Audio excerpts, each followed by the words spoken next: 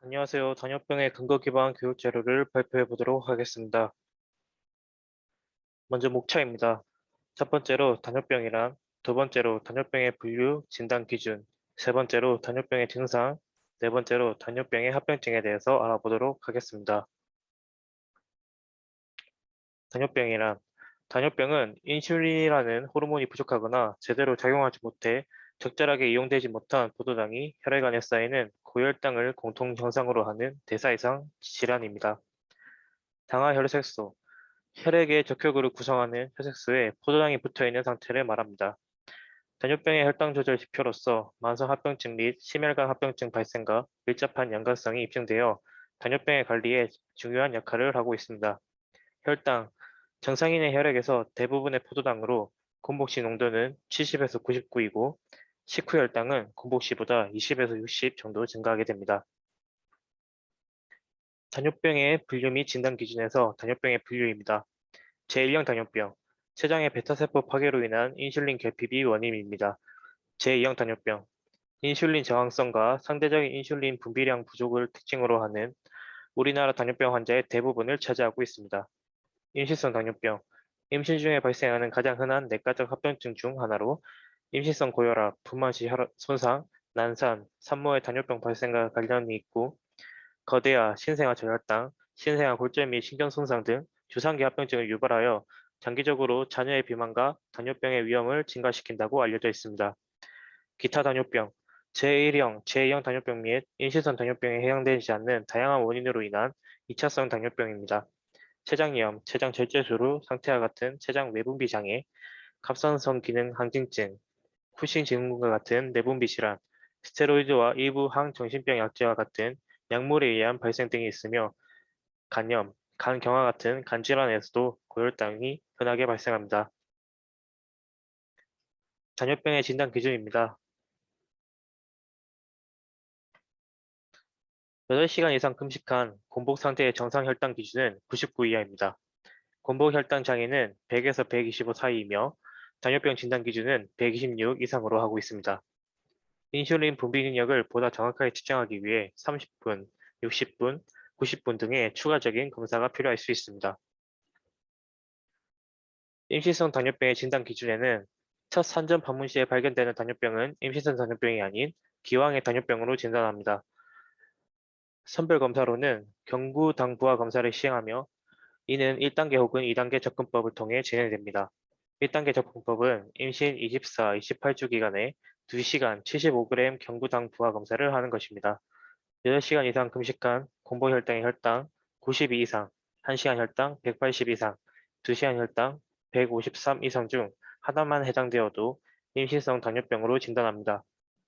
2단계 접근법은 먼저 금식 여부와 상관없이 50g 경구당 부하 후 1시간 이상 혈당 140 이상이면 선별 검사 양성으로 판정하고 이어서 100g 경구당 부하 검사를 시행하는 방식입니다. 금식 상태에서 100g 경구당 부하 후 공복 1시간, 2시간, 3시간의 기준 수치 95, 180, 155, 140 이상 중에서 둘 이상이 해당되는 경우 진단됩니다. 단뇨병의 증상입니다. 단뇨병의 흔한 증상으로는 혈당이 오랫동안 높게 유지될 때 체중 감소와 소위 3다 현상이라는 자연적인 증상이 나타날 수 있습니다. 피곤함, 무력감, 체중 감소, 다식, 다음, 다뇨 등의 증상이 나타납니다. 당뇨병의 합병증입니다. 당뇨병은 고혈당 및 이와 관련된 대사 이상으로 장단기 합병증이 동반될 수 있습니다.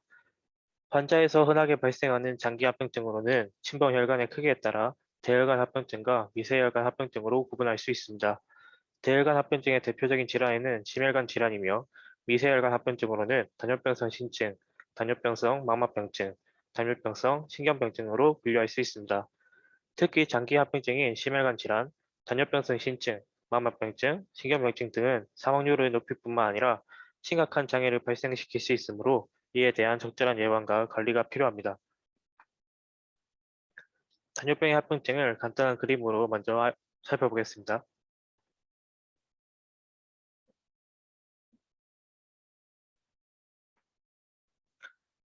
먼저 대혈관 합병증 선별검사 및 관리입니다.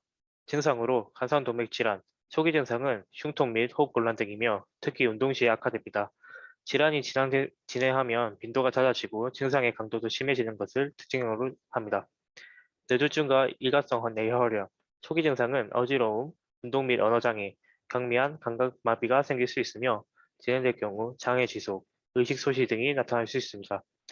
일관성 뇌혈의 경우에는 일시적으로 증세가 발생하였다가 소실될 수 있으나 뇌혈관의 질환의 징후이며 매우 심각한 뇌졸중을 발생시킬 수 있으므로 보다 전문적인 치료가 반드시 필요합니다. 말초혈관 질환, 보행 중 하지의 급식한 통증이 간헐적으로 나타나는 것을 파행이라 하고 하지 동맥 질환의 증상일 수 있습니다. 그러나 뚜렷한 증상이 없어도 심혈관 질환의 위험 인자를 확인하여 고위험군을 선별하는 것이 중요합니다. 선별 검사에는 심혈관 질환의 위험 인자로는 심혈관 질환의 가족력, 고연령, 고혈압, 이상 지질혈증, 흡연력, 복부비만 등이 있으며 위험 인자를 많이 가지고 있는 환자의 경우 심혈관 질환이 의심되는 증세가 없다 하더라도 전문가와 상의 후 조기 선별 검사 여부를 결정해야 합니다. 모든 당뇨병 환자에게서 심혈관 질환의 선별 검사를 시행하는 것은 현재까지 권유되지 않으나 심혈관 질환이 의심되는 경우 적절한 치료 방침을 결정하기 위해 선별 검사 여부를 결정해야 하며 아스피린, 항지질 치료제 등의 치료가 심혈관 질환의 진행 및 사망 위험을 감소시킬 수 있으므로 전문가의 조언에 따라 관리를 시행받는 것이 권고됩니다. 치료 관리 심혈관 질환은 위험 인자의 관리, 약물요법, 혈관 개통술 등 다양한 치료법이 있으며 적절한 치료가 적절한 시간 내에 시행되지 않는 경우에 심각한 장애를 유발시킬 수 있고 심한 경우에 생존에 영향을 미칠 수 있으므로 당뇨병 발병 초기부터 위험 인자를 인식하고 질환의 초기에 전문 진료를 받을 수 있도록 병원에 방문하는 것이 필요합니다. 두 번째, 당뇨병성 신증 선별 검사 및 관리, 증상. 신장 합병증이 발생하여도 초기에는 아무런 증상이 없는 것이 대부분입니다. 따라서 증상과 무관하게 신장 합병증의 발생 여부를 정기적인 검사를 통해 확인해야 합니다. 신장 합병증이 상당히 진행된 경우 아래와 같은 증상이 나타날 수 있으며 이 경우에는 반드시 의료진과 상담해야 합니다. 첫째, 피로감을 자주 느끼고 기운이 없다. 두 번째, 밥맛이 없다. 세 번째, 수면 장애를 겪는다. 네 번째, 피부가 건조해지고 가려움증을 느낀다. 다섯 번째, 소변을 자주 보고 밤에 더 증상이 심해진다가 있습니다. 선별 검사에는 적어도 1년에 한 번 미세 알부민용 검사를 시행해야 하며 사고체 여과를 측정하기 위해 혈중 크레아티닌 검사를 받아야 합니다. 미세 알부민은 소변 검사를 이용하여 소변 내 알부민과 크레아티닌 농도를 측정하여 비를 계산함으로써 확인할 수 있습니다. 사고체 여과율은 신장의 기능의 정도를 예측하기 위해 필요한 검사입니다.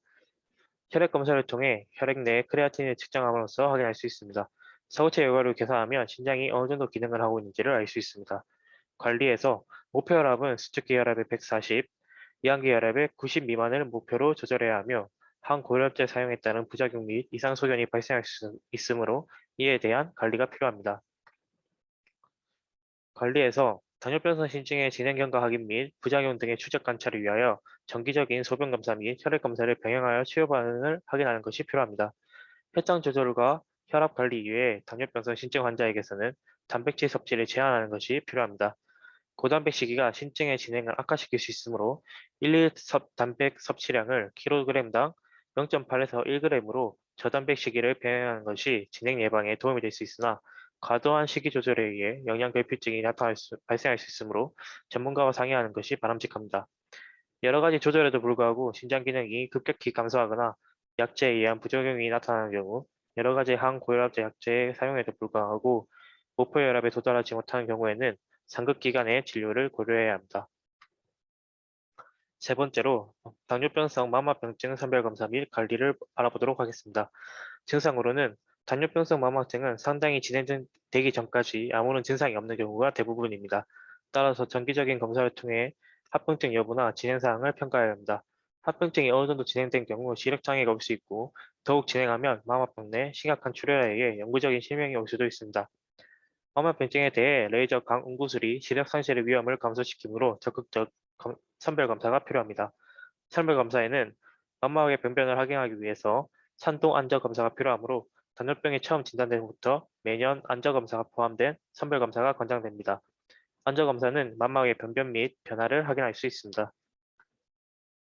관리에서 당뇨병성 망막병증의 발생과 진행을 억제하기 위해서는 혈당 조절과 혈압 조절이 필수적입니다. 적절한 혈당 조절과 혈압 조절은 당뇨병성 마모병증 예방에도 효과적일 뿐만 아니라 발생한 후에 진행을 늦출 수 있으므로 적극적인 조절이 중요합니다.